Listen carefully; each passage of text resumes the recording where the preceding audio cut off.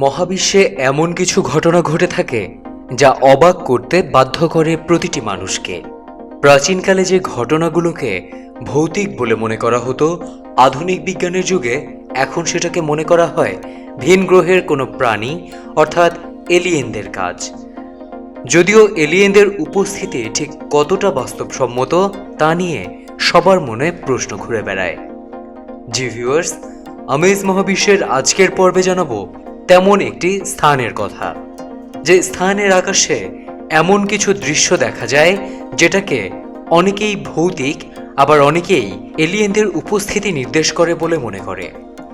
তবে আপনি যদি আমাদের চ্যানেলে নতুন হয়ে থাকেন, অবশ্যই চ্যানেলটি সাবস্ক্রাইব করে বেল আইকনটি ক্লিক করতে ভুলবেন না, আর ইতোমধ্যেই করে থাকলে অসংখ্য ধন্যবাদ। মার্কিন যুক্তরাষ্ট্রের টেক্সাসের মারফার পূর্ব মিচেল ফ্ল্যাটের পূর্ব দিকে মার্কিন রুট 67-এর কাছাকাছি লক্ষ্য করা গিয়েছে রহস্যময় আলোর খেলা। আর এই আলোকেই ভৌতিক আলো বা এলিয়েনদের যানবাহন ইউএফও এর আলো বলে ধারণা করা হয়ে থাকে। মারফা নামক স্থানে এই আলো দেখা যায় বলেই এই আলোর নাম করা হয়েছে মারফা লাইটস। অবাক করা ব্যাপার হলো, এই স্থানে 6 ধরনের আলো খেলা করা লক্ষ্য করা যায়। এ কারণেই এই স্থানটি সকলের কাছে খ্যাতিও অর্জন করেছে। এই আলো দেখতে দূর দূরান্ত থেকে বহু পর্যটক ছুটে আসেন টেক্সাসের মারফাতে। সাধারণ মানুষ ভূত বা এলিয়েন বললেও বিজ্ঞানীরা বলেছেন এটি অটোমোবাইলের হেডলাইট অথবা ক্যাম্পফায়ারের বায়ুমণ্ডলের প্রতিচ্ছবি।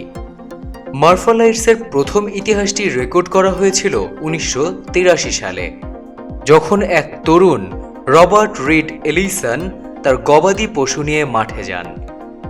তিনি দেখতে পান আকাশে ভিন্ন রকমের আলো জ্বলজ্বল করছে আর আপন মনে খেলা করে চলেছে। তিনি কিছুটা ভয় পেয়ে যান। তার গবাদি পশুগুলোকে নিয়ে তিনি বাড়ি ফিরে যেয়ে অন্যদের কাছে কথাগুলো খুলে বলেন। এই সংবাদ ধীরে ধীরে কানে কানে পৌঁছে গেলে 1984 সালে সাংবাদিক জো এবং অ্যান হামফ্রেস মারফা লাইট নিয়ে রিপোর্ট করেন। তারপর থেকেই সবাই জানতে থাকে এবং বিজ্ঞানীরা এটি নিয়ে গবেষণা শুরু করতে থাকেন। এই স্থানটি ছাড়া এমন আরও অনেক ঘটনা ঘটেছে বলে জানা যায়, তার কোনো ব্যাখ্যা কেউ দিতে পারেনি। অনেকে বলে প্রথমে আলোগুলো বাস্কেটবলের আকারে হয়ে থাকে, ধীরে ধীরে তা বিভিন্ন আকারে পরিবর্তিত হয়। এ পর্যন্ত ওই এলাকাকে কেন্দ্র করে সাদা, লাল, নীল, হলুদ, কমলা ও সবুজ রঙের আলো ঘুরে বেড়াতে দেখা গেছে। তবে এই সকল আলো হতে কারো কোনো ক্ষতি সাধন হয়নি। এয়ারফোর্স, আবহাওয়াবিদ, পদার্থবিদ ও বিভিন্ন গবেষকেরা মারফা লাইট সম্পর্কে বিভিন্ন সময়ে বিভিন্ন ধরনের মতবাদ প্রদান করেছে। তবে আসলেই এই আলোগুলো ঠিক কোথা থেকে আসে সেটা এখন পর্যন্ত জানা সম্ভব হয়নি। তবে কোনো ক্ষতি না করায় ব্যাপারটির সাথে সহজ হয়ে গিয়েছেন আশেপাশের বাসিন্দারা। অনেকেই ভাবেন যে আশেপাশের রাস্তা থেকে গাড়ির আলো বা ক্যাম্পিং ফায়ার থেকে এই আলো আসে। এই যুক্তির পেছনে কোনো প্রমাণ পাওয়া যায়নি। তবে একটা ব্যাপার সত্যি যে পাশের উঁচু রাস্তা দিয়ে যখন কোনো যানবাহন চলাচল করে, সেই আলো উপর দিকে যাওয়ার কারণে এই আলোর অবশ্যই সৃষ্টি হতে পারে।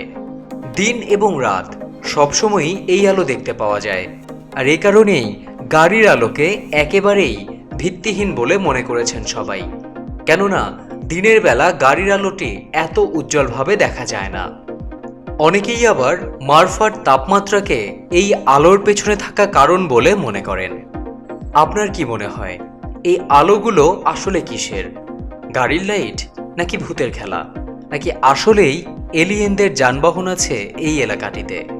জানাবেন কমেন্ট বক্সে। আর ভিডিওটি ভালো লেগে থাকলে লাইক ও শেয়ার করে পাশেই থাকবেন আশা করছি। আবারও হাজির হব নতুন কোনো ভিডিও নিয়ে। সে পর্যন্ত ভালো থাকবেন, সুস্থ থাকবেন, নিরাপদে থাকবেন, আর অবশ্যই আমাদের চ্যানেলটি সাবস্ক্রাইব করবেন। বেল আইকনটি ক্লিক করতে ভুলবেন না। সর্বশেষ আপডেট সর্বপ্রথম পৌঁছে যাবে আপনার কাছে। আল্লাহ হাফেজ।